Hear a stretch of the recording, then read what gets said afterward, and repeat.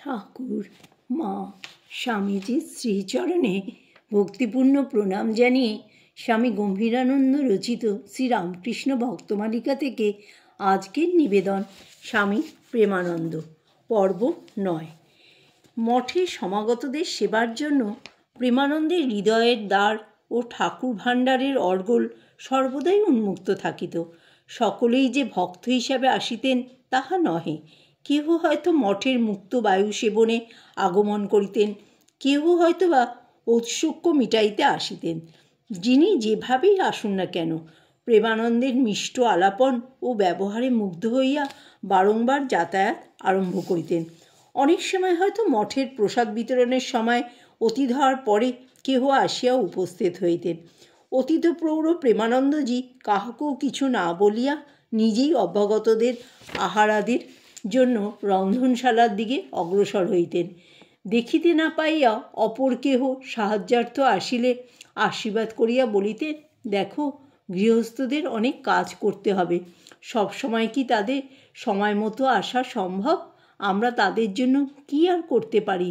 একটুখানি তাদের সেবা বই তো নয়, তাতে আমাদের হয়তো শারীরিক একটু কষ্ট। ঠাকুরের কৃপায় এখানে তো কিছুর অভাব নেই। আমরা কি তার সন্তানদের সেসব দিয়ে ধন্য হব না?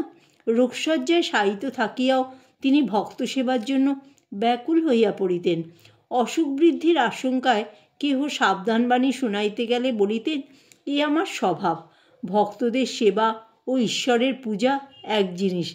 দেহত্যাগের দিন 2 পূর্বে মঠের জনৈক সেবককে ডাকিয়া বড়ই আকুল কণ্ঠে বলিলেন, তুমি একটি কাজ করতে পারো? সেবক সাগ্রহে উত্তর দিলেন, বলুন, কি করতে হবে? প্রেমানন্দ বলিলেন, ভক্তদের সেবা করতে পারবে? খুব পারব। প্রেমানন্দ আবার আবেগ ভরে বলিলেন, এটা কিন্তু ভুলো না, ঠাকুরের প্রসাদ পাইলে ভক্তদের পরম কল্যাণ হইবে। ইহাই ছিল তাহার সুদৃঢ় বিশ্বাস। আর বলিতেন, একবার যখন পুণ্যস্থানে ঠাকুরের স্থানে এসেছে তখন দুটো ভালো কথা শুনে যাক। বস্তুত বাবুরাম মহারাজের নিকট যাহারা আসিতেন তাহারা দেহ ও মনের ক্ষুধা মিটাইয়াই গৃহে ফিরিতেন এবং সেই অমৃতের লোভে পুনঃ তাদের চরণ মঠ অভিমুখে ধাবিত হইত। বয়স্ক ভক্তদের সহিত কলেজের ছাত্ররাও তাহার নিকট আসিত এবং তিনি অকাতরে তাহার সময় ও জ্ঞান তাহাদের সেবায় ঢালিয়া দিতেন। এইরূপে কত যুবকই না তাহার উদ্দীপনায় সন্ন্যাস অবলম্বনপূর্বক তাহারই অনুসৃত পথে চলিতে দৃঢ়পণ হইয়াছে। প্রেমানন্দের অধিকতর পরিচয় লাভের জন্য অতঃপর তাহার চরিত্রের আরও কয়েকটি দিকে দৃষ্টি নিক্ষেপ করিলে মন্দ হইবে না। শ্রীরামকৃষ্ণের উদার ভাব এবং বাবুরামের পূর্ব সংস্কারের সংঘর্ষে অনেক ক্ষেত্রে চকিতে এক অপূর্ব আলোক বিচ্ছুরিত হইয়া সকলকে মুগ্ধ করিত। পুরীতে বাসকালে একদিন বাবুরাম মহারাজ দেখিলেন মন্দিরের সম্মুখেই খ্রিস্টান প্রচারকেরা যিশুর মহিমা ঘোষণা করিতেছে। অমনি তাহার জাতিগত সংস্কার সহসা ক্ষুভিত হইয়া বাধাদানে অগ্রসর হইল। তিনি শ্রোতৃমণ্ডলীর পার্শ্বে দাঁড়াইয়া উচ্চস্বরে চিৎকার করিয়া উঠিলেন, হরিবোল, হরিবোল, হরিবোল। সঙ্গে সঙ্গে শত শত নরনারীর কণ্ঠে নিনাদিত হইল, হরিবোল, হরিবোল। সভা ভাঙিয়া গেল। পাণ্ডারা বাবুরামকে ধন্যবাদ দিয়া বলিল, আমরা এতদিন ভয়েই কিছু করতে পারিনি। প্রেমানন্দের ভাগ্যে কিন্তু আসিল বিজয় উল্লাসের পরিবর্তে গভীর বিষাদ। রাত্রে তিনি স্বপ্নে দেখিলেন ঠাকুর দর্শন দিয়া বলিতেছেন, হ্যাঁ রে, ওদের সমাজ ভেঙে দিলি কেন? ওরা তো আমার নাম, আমার কথাই প্রচার করছিল। কাল ভোরে উঠে গিয়েই ক্ষমা চাইবি ওদের কাছে। বাবুরাম প্রত্যুষে উঠিয়াই শশব্যস্তে অন্বেষণে নির্গত হইলেন এবং বহু কষ্টে খ্রিস্টান প্রচারকদের বাটির সন্ধান পাইয়া ক্ষমা চাহিয়া আসিলেন। তিনি মাছ খাইতেন না। দীর্ঘকালে সংস্কার সূক্ষ্ম ঘৃণারূপেই হয়তো হৃদয়ে লুক্কায়িত ছিল। বাহিরে উহা ভৎসনা ও সমালোচনার আকারে মাঝে মাঝে অভিব্যক্ত হইত। একদিন রাত্রে স্বপ্নে দেখিলেন ঠাকুর বলিতেছেন, তুই মাছ খাস নে বলে কি মনে করিস তোর সব হয়ে গেছে?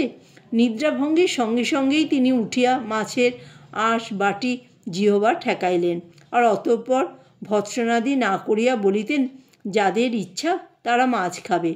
নিজে নিরামিষাশী হইলেও তিনি প্রসাদী মাছ জিহ্বায় স্পর্শ করাইতেন।